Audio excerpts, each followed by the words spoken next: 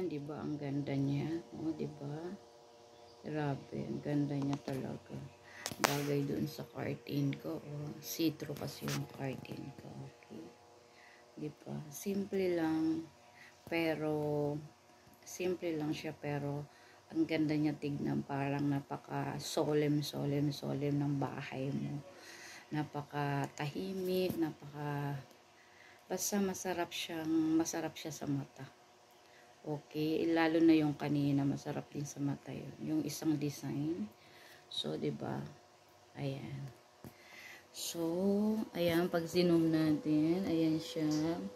Pwede siya sa white na curtain, pwede siya sa beige, pwede siya sa brown, pwede siya sa golden brown, pwede siya sa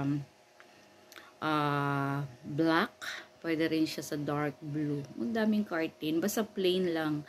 Plain nyo lang gagamitin na curtain. Huwag kayong halo ng curtain na may mga design. Kasi ito na yung pinaka-pillowcase mo na may design. Okay, yun lang ang advice ko. Kasi lalo na kapag halimbawa dark beige, may mga curtain akong ganon, dark beige. So, isi-send ko po sa inyo mga curtain. Thank you.